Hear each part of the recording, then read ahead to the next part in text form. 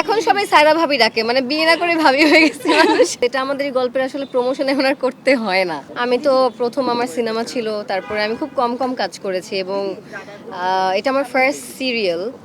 রাজ ভাইয়াকে চিনি আমি অনেক দিন ধরে এবং আসলে রাজ ভাইয়া বলেই আমার কাজটা করা।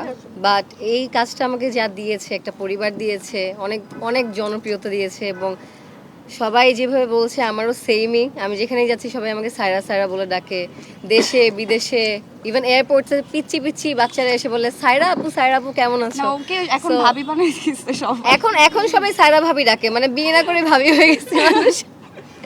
বাট জোকস অ্যাপার্ট, আমার কাছে আমার মনে হয় যে এটা আমাদের এই গল্প করতে গিয়ে আমার যে সায়রা চরিত্রটা আমি করেছি, আমার ক্যারেক্টার আমি আসলে একটা এক্সপ্লোর করতে চাচ্ছিলাম যে এই টাইপের ক্যারেক্টার কি আমি করতে পারি কিনা। রাজ ভাই আমার উপর বিশ্বাস করেছেন, অনেক অনেক ধন্যবাদ আপনাকে। ভাইয়া সবসময় খুবই সাপোর্টিভ অ্যান্ড ওই বিশ্বাসটা আসলে ভাইয়ার ব্যাপারে সবসময় ছিল যে উনি থাকলে আমার থেকে সে বেস্টটা বের করতে পারবে। ওই কমফোর্ট জোনটা বা ওই বিশ্বাসটা আমার ছিল। বাট এত যে সাড়া পাবে এটা আমি কখনো ইমাজিনও করিনি। অ্যান্ড আমার লাইফে এটা অনেক বড় একটা অভিজ্ঞতা হয়ে থাকবে।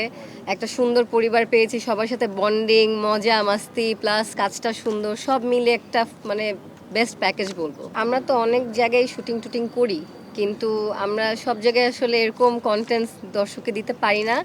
এটার সবচেয়ে বড় রিজন হচ্ছে আমার মনে হয় যে আন্ডারস্ট্যান্ডিং, ফ্রেন্ডশিপ এবং কমফোর্ট জোন, যেটা আমাদের এই সেটটাতে সবার মধ্যেই বন্ডিং, আন্ডারস্ট্যান্ডিং, কমফোর্ট জোন, ফ্রেন্ডশিপটা হয়ে গেছে।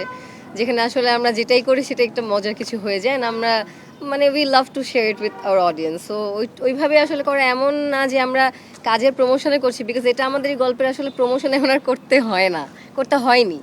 সো ওইটা আসলে একটা ফান আমাদের জন্য, plus at the same time আমাদের কাজটাও তো আমরা করে যাচ্ছি, আবার সেটে যেই মজাগুলো করছি ওইটা আর কি সুন্দর অভিজ্ঞতাগুলো আমরা দর্শকের সাথে শেয়ার করি।